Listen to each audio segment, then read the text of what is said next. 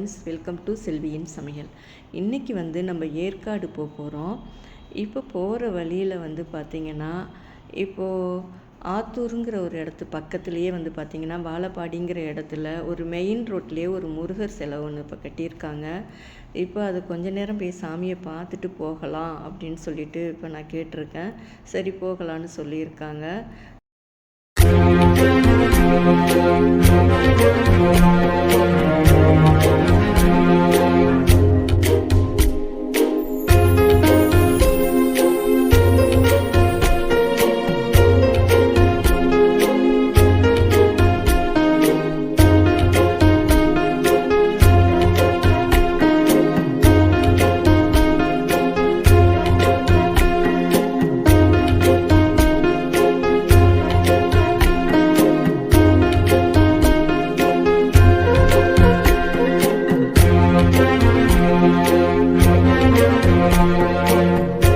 இப்போ பார்த்திங்கன்னா நம்ம கோயில்கிட்ட இப்போ வந்துட்டோம். இது நல்லா மெயின் ரோட்லேயே இப்போ நம்ம ஊருக்கெல்லாம் போகக்குள்ளார திருச்சிக்கு போகிற வழியிலேயே மெயின் ரோட்லேயே இப்போ இது இருக்குது. இது நம்ம மலேசியாவில் இருக்கிறது மாதிரி பெரிய சிலையாக இப்போ கட்டியிருக்காங்க. இது பக்கத்துலையெல்லாம் நாங்கள் ரொம்ப கிட்டக்கையெல்லாம் போய் பார்க்கல. பக்கத்துலேயே ஒரு லிஃப்ட்டு ஒன்று இருக்குது. அந்த லிஃப்ட்டில் ஏறினாக்கா மேலேயே போய் சாமியெல்லாம் பார்க்கலான்னு சொன்னாங்க. ஏன்னா நாங்கள் அங்கேருந்து கிளம்பி வந்த நேரமே ரொம்ப லேட்டாக ஆனதுனால இப்போ அதுக்கு இங்கே ரொம்ப நேரத்தை ஸ்பெண்ட் பண்ணோம்னாக்கா அங்கே போகிறது லேட் ஆகிடும்னு சொல்லிட்டு இன்னொரு தடவை வரக்குள்ளே இது டீட்டெயில்ஸாக இதை நம்ம பார்த்துக்கலாம், அதனால் நீங்கள் சாமியை கும்பிட்டுட்டு வாங்கம்மா அப்படின்ட்டாங்க. அதனால் சரி அப்படின்னு சொல்லிட்டு கொஞ்சம் நேரம் சாமியை கும்பிட்டுட்டு நாங்கள் அங்கேருந்து கிளம்பிட்டோம். முத்துமலை முருகர்னு சொல்லிட்டு இந்த சாமியோட பேர் சொல்கிறாங்க. இப்போ இது இங்கே பார்த்த பிறகு பக்கத்தில் நிறையா கடைங்கள்லாம் இருக்குது. பூஜை பண்ணுறதாலும் நம்ம பண்ணலாம், எல்லா வசதியும் பண்ணியிருக்காங்க. நல்லா கொஞ்சம் காலையில் நேரத்தில் வந்தோம்னா கொஞ்சம் கூட்டம் கம்மியாக இருக்கும்னு நினைக்கிறேன். இப்போ நாங்கள் போனப்போ கொஞ்சம் கூட்டமும் சண்டேங்கிறதுனால ஜாஸ்தியாகவே இருந்தது. அதனால சரி நம்ம இது இன்னொரு நாளைக்கு நம்ம எல்லாமே டீட்டெயில்ஸாக நம்ம எடுக்கலாம் அப்படின்னு சொல்லிட்டு கொஞ்ச நேரம் இருந்துட்டு இப்போ நம்ம அங்கேருந்து சாமியை கும்பிட்டுட்டு இப்போ கிளம்பிட்டோம். இந்த சிலையை பார்க்கவே அவ்வளவு அழகாக நல்லா பண்ணியிருந்தாங்க. பார்த்துக்கிட்டே இருக்கணும் போல் இருந்துச்சு. ரொம்ப அழகாக இருக்குது. இது இன்னொரு முறை வரக்குள்ளார நம்ம லிஃப்ட்டில் போய் நம்மளா மேலையெல்லாம் பார்த்து எல்லாம் சாமி கும்பிடலான்னு சொல்லிவிட்டு அன்றைக்கி நாங்கள் பேசிகிட்டு இருந்துட்டு அங்கேருந்து நம்ம இப்போ கிளம்பிட்டோம்.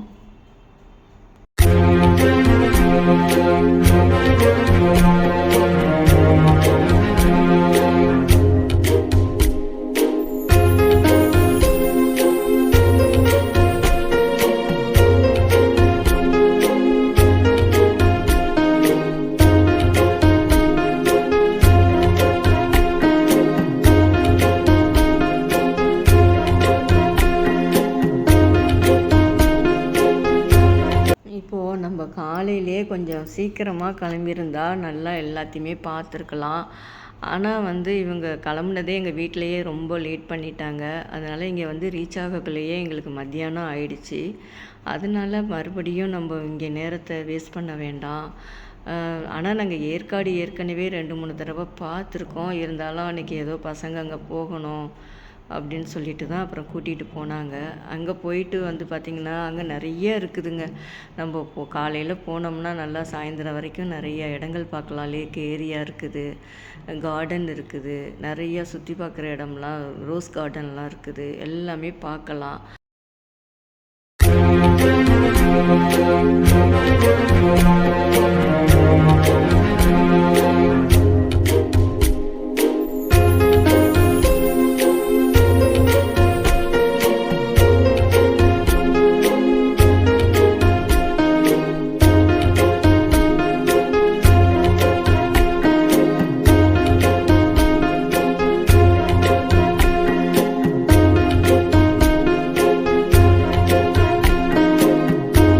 இப்போ பார்த்திங்கன்னா நம்ம கொஞ்சம் லேக் ஏரியா பக்கம் கொஞ்சம் உக்காந்துட்டோம். எல்லாம் போட்டிங் போகலான்னாங்க. அதெல்லாம் வேண்டாம், இதுமாரி லேட் ஆகிடுச்சி, அதனால் இன்னொரு நாள் வரக்குள்ளே நம்ம போய்க்கலாம், இப்போல்லாம் வேண்டாம் அப்படின்னு சொல்லிட்டு அப்புறம் போகலை. அப்புறம் கொஞ்சம் நல்லா காற்று வாங்கிக்கிட்டே அந்த லேக் ஏரியா பக்கமே உக்காந்துருந்தோம். அதுக்கப்புறம் பார்த்திங்கன்னா கொஞ்சம் டீ தூள் கடைகளில் போய் டீ தூள் சாக்லேட்டு இதுமாரி கொஞ்சம் வாங்கிட்டு இப்போ நம்ம அங்கேருந்து இப்போ கிளம்பிட்டோம்.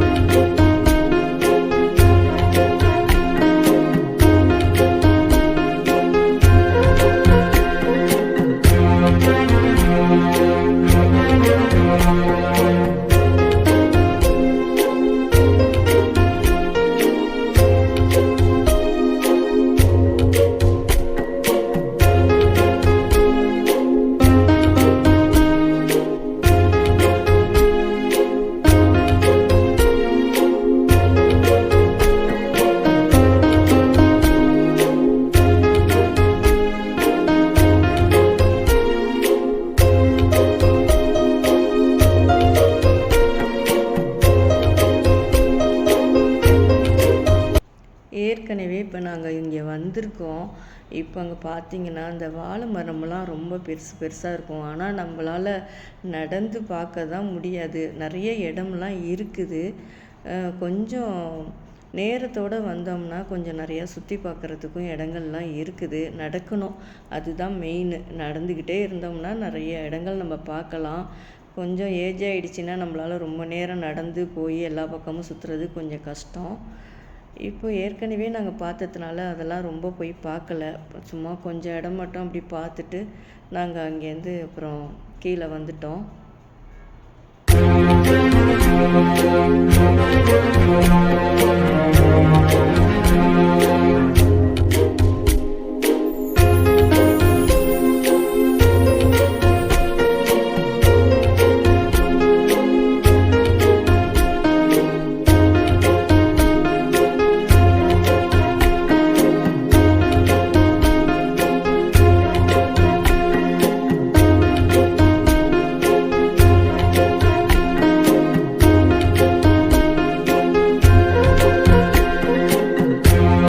பார்த்தீங்கன்னா இப்போ நாங்கள் ரீசெண்டாக எடுத்த வீடியோ கிடையாது. இது ரொம்ப நாளைக்கு முதல்ல போனது தான். சரி, இதெல்லாம் முதல்ல போனப்போ எடுத்து வச்சுருந்தேன், எப்போயாவது போடலாம் அப்படின்னு சொல்லிட்டு. சரி, இப்போ இந்த வாரம் போடலாம் அப்படின்னு சொல்லிட்டு இப்போ நாங்கள் இந்த வீடியோ போடுறேன். ஒரு வழியாக இப்போ நம்ம கீழே வந்துட்டோம். இதுக்கப்புறம் இப்போ நம்ம ஒரு ஐஸ்கிரீம் செய்கிறது எப்படின்னு பார்க்கலாம். இப்போ வந்து பார்த்திங்கன்னா இப்போ பால் 1 லிட்டர் வந்து இப்போ நான் அடுப்பில் வச்சுருக்கேன். பால் வந்து நல்லா கொதித்து வரட்டும். ஒரு பக்கம் பார்த்திங்கன்னா கஸ்டர்டு பவுடர் வந்து நல்லா 2 குழிக்கரண்டி அளவுக்கு 2 ஸ்பூன் போட்டுட்டு ஒரு 1/4 டம்ளர் பாலில் வந்து இதை கட்டி விழாமல் நல்லா மிக்ஸ் பண்ணி கலந்துக்குங்க. நல்லா மிக்ஸ் பண்ணி கலந்த பிறகு பார்த்திங்கனாக்கா பால் நல்லா கொதிக்கணும். பால் கொதித்த பிறகு பார்த்திங்கனாக்கா இந்த கலந்து வச்சுருக்க இந்த பவுட்ரை வந்து இப்போ நம்ம பாலில் ஊற்றிடணும். ஊற்றிட்டோம்னாக்கா அது நல்லா கட்டி விழாமல் நல்லா கலந்து விட்டுக்கிட்டே நம்ம இருக்கணும். கைவிடாமல் கொஞ்ச நேரம் இப்போ நம்ம நல்லா கிளறிக்கிட்டே இருக்கணும் பாலில் ஊற்றின பிறகு.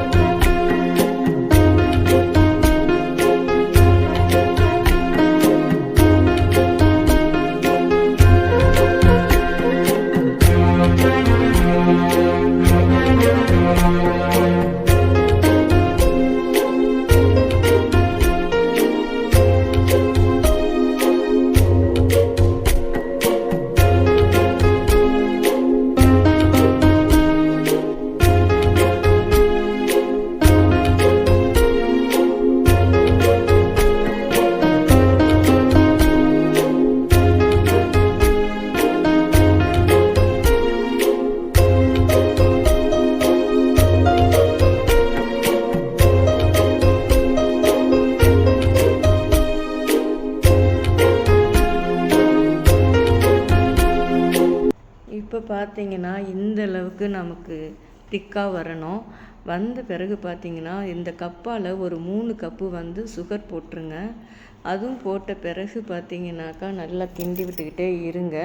அது நல்லா கரைஞ்சி வந்த பிறகு பார்த்தீங்கன்னா இதை எடுத்து ஒரு ஃபேனில் வந்து நல்லா ஆற விட்டுடுங்க. நல்லா அது ஆறி வரட்டும்.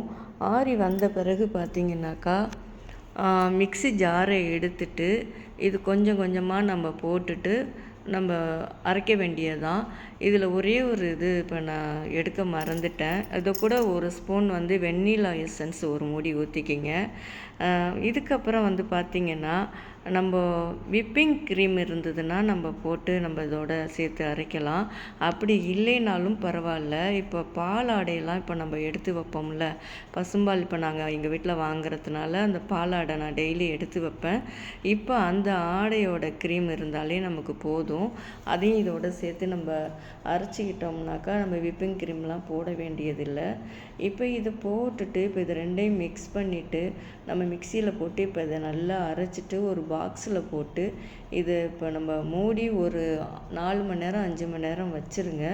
திரும்பவும் மறுபடியும் எடுத்து திரும்பவும் 5 மணி நேரம் கழித்து இதே மாதிரியே அரைங்க. அரைச்சிட்டு மறுபடியும் இதை வச்சுருங்க. அப்புறம் நெக்ஸ்ட்டு ஒரு 8 மணி நேரம் விட்டுடுங்க. அதுக்கப்புறமா வந்து இதை நம்ம எடுத்து பார்த்தோம்னா நமக்கு சூப்பரான ஐஸ்கிரீம் கிடைக்கும். ஃப்ரீசரில் இதை வச்சுருங்க. நான் 8 மணி நேரம் கழித்து நீங்கள் பார்த்தீங்கன்னாக்கா சூப்பரான முதல்ல 4 மணி நேரம் வைக்கிறதும் சரி, மறுபடியும் 8 மணி நேரம் வைக்கிறதும் ஃப்ரீசரில் வச்சு எடுங்க.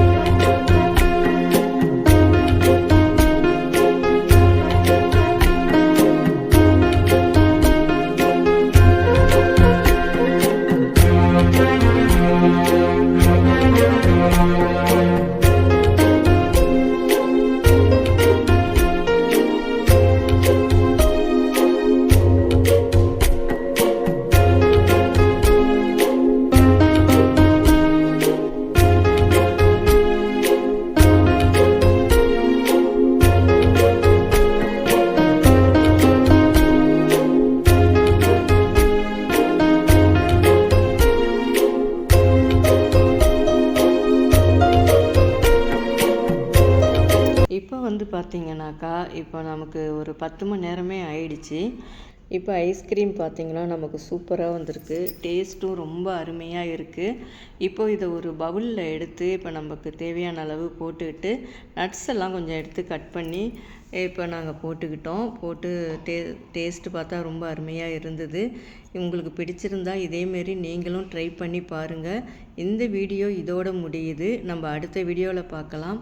நன்றி, வணக்கம்.